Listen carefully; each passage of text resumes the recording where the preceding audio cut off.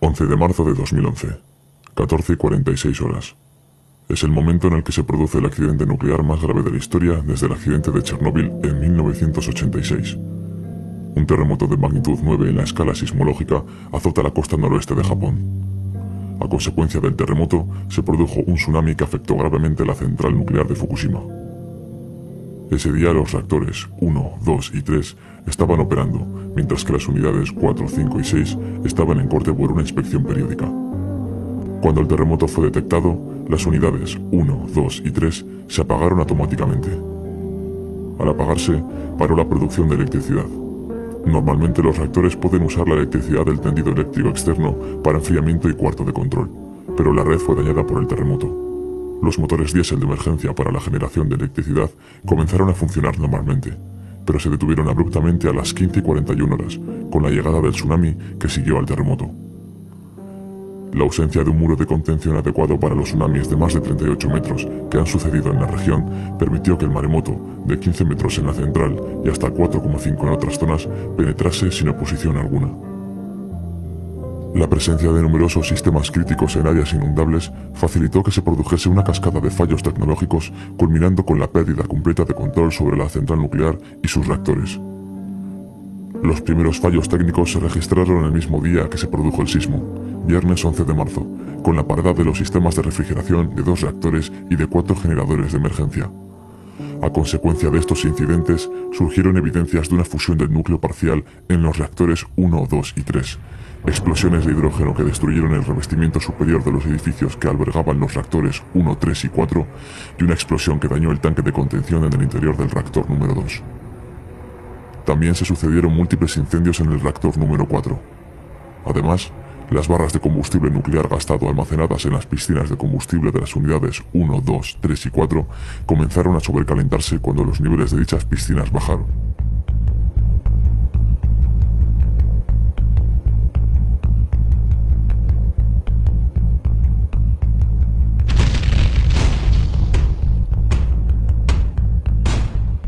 El reactor 3 empleaba un combustible especialmente peligroso denominado MOX, formado por una mezcla de uranio más plutonio. El miedo a filtraciones de radiación llevó a las autoridades a evacuar un radio de 20 kilómetros alrededor de la planta, extendiendo luego este radio a 30 y posteriormente a 40. Los trabajadores de la planta sufrieron exposiciones a radiación en varias ocasiones y fueron evacuados temporalmente en distintos momentos. El sábado 12 de marzo, las autoridades niponas establecieron en un principio que el accidente había sido de categoría 4 en un máximo de 7 en la escala internacional de accidentes nucleares. Finalmente fue calificado como el más grave desde el desastre nuclear de Chernóbil, elevándolo así a 7 en la escala internacional. Dada la magnitud del incidente, las autoridades declararon inmediatamente el estado de emergencia nuclear, procediendo a la adopción de medidas urgentes encaminadas a paliar los efectos del accidente. Así, se evacuó a la población residente en las zonas adyacentes, con un aumento progresivo del perímetro de seguridad, y se movilizaron las Fuerzas Armadas para controlar la situación. En el transcurso de los días, se fueron tomando nuevas decisiones, algunas a la desesperada, como verter agua marina y ácido bórico con los helicópteros sobre los reactores, suministrar yoduro de potasio a la población o desplazar los vuelos de la aviación civil del entorno de la central afectada. Tras el fallo del sistema de refrigeración de los reactores de la central nuclear, se realizaron emisiones intencionadas de gases radiactivos al exterior, para reducir así la presión en el recinto de contención. Se emitió al exterior una cantidad no determinada de partículas radiactivas. El domingo 27 de marzo se detectó en el agua del interior de las instalaciones un nivel de radiación 100.000 veces por encima de lo normal, posiblemente procedente de una fuga del reactor número 2. Estos niveles de radiación dificultaban las labores de los operarios. Asimismo, los niveles de yodo radiactivo en el agua de mar en las inmediaciones de la central eran 1850 veces mayor que la que marcan los límites legales. También se detectó plutonio fuera de los reactores, procedente posiblemente del reactor número 3. Pocos días después del accidente se detectó yodo radiactivo en el agua corriente de Tokio, así como altos niveles de radiactividad en leche producida en las proximidades de la central y en espinacas producidas en la vecina prefectura de Ibaraki. Una semana después del accidente se pudieron detectar en California partículas radiactivas procedentes de Japón, que habían atravesado todo el Océano Pacífico. Algunos días después se detectó yodo radiactivo en Finlandia, si bien en ambos casos se descartaba que los niveles de radiación detectados fuesen peligrosos. El día miércoles 27 de abril se detectó en España y en otros países de Europa, según el Consejo de Seguridad Nuclear, un aumento de yodo y cesio en el aire, proveniente del accidente de Fukushima. El Consejo de Seguridad Nuclear afirmó que no existía peligro para la salud. El gobierno japonés reconoció que la central nuclear no podrá volver a ser operativa y que se desmantelará una vez se haya controlado el accidente. Los principales elementos radiactivos vertidos son yodo 131, cesio 137 y cesio 134. De estos, el cesio 137 tiene un periodo de semidesintegración de 30 años.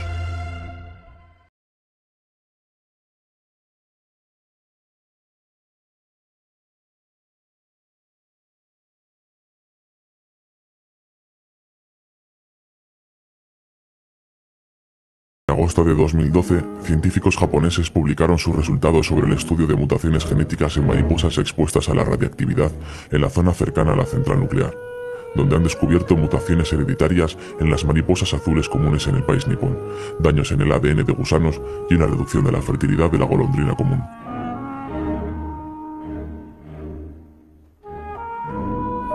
Greenpeace evidenció el impacto medioambiental en el territorio, donde investigadores científicos han constatado altas concentraciones de radiación en hojas nuevas de cedros y en el polen, además de mutaciones de crecimiento en árboles como el abeto.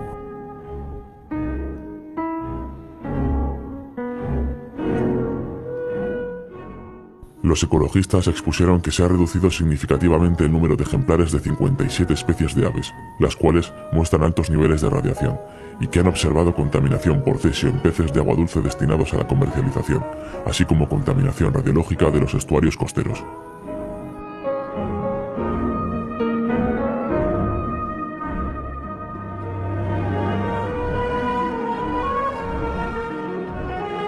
Según la organización, el programa masivo de descontaminación del gobierno no tendrá casi impacto en la reducción de la amenaza ecológica, dada la enorme cantidad de radiación generada por el desastre de Fukushima, donde 9 millones de metros cúbicos de residuos nucleares se encuentran dispersos en al menos 113.000 localizaciones de la prefectura, según datos del mismo organismo.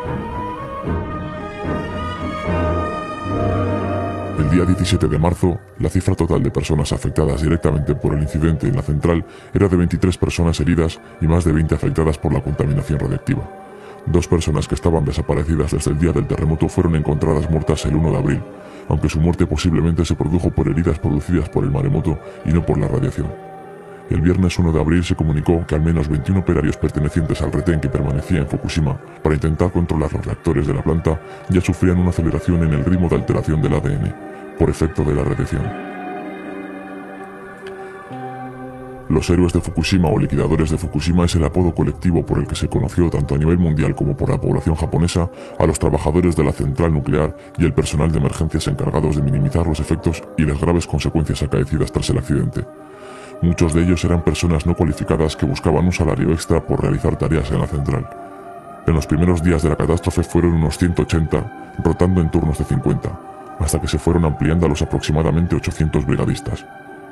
Estas brigadas tenían varias funciones, entre las que se encontraba devolver la electricidad a la central, apagar los incendios que se declaraban en la misma, limpiar la zona de escombros, enfriar las piscinas de los reactores nucleares mediante el bombeo de agua desde tierra con camiones cisterna y por vía aérea, y el sellado de grietas por donde se filtraban las partículas radiactivas al mar y al aire. Las personas que trabajaron en la central tenían que ir pertrechados con trajes protectores, máscaras y en algunos casos bombonas de oxígeno, para verse afectados lo menos posible por la radiación, además de portar un medidor de la misma para poder abandonar la zona en cuanto los niveles fueran más altos de lo permitido. A varios operarios que estuvieron en contacto con agua contaminada les fueron detectados hasta 10.000 veces el nivel de radiación permitido en humanos. Unos 70 murieron en algunas de las numerosas explosiones que acaecieron en la central y otros debieron ser hospitalizados con náuseas y síntomas de fatiga extrema, además de una decena de trabajadores que presentaban alteraciones genéticas debido a la exposición a la radiactividad, aumentando así un 1 y un 5% la probabilidad de contraer cáncer a largo plazo.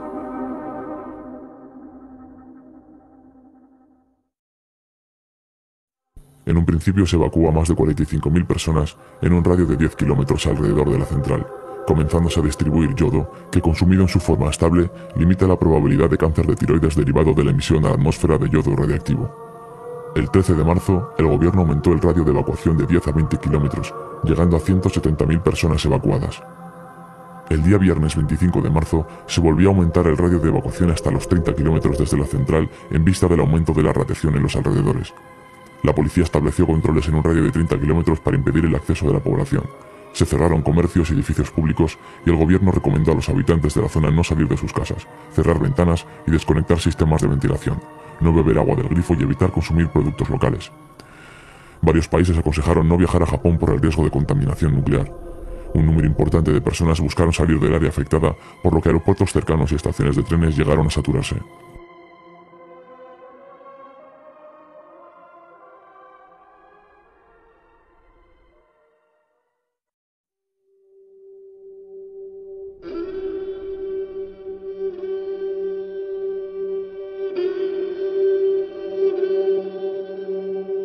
Si tenemos que destacar algo en contra de la energía nuclear, es lo injusta que es. Valorar y medir las probabilidades y magnitudes de una catástrofe nuclear es necesario para concienciar sobre el uso de la energía nuclear. Dichas catástrofes traspasan sus problemas al futuro de forma enormemente amplificada. El plutonio 239 tiene una vida media de 24.400 años.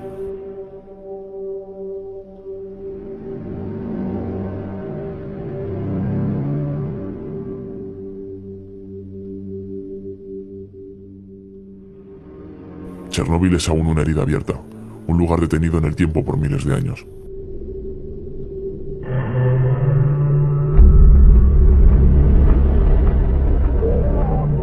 Tenemos mucho que aprender sobre la energía nuclear y su utilización, puesto que si no reconocemos los riesgos, no podemos preparar la necesaria prevención del desastre ni los planes de reducción de su gravedad.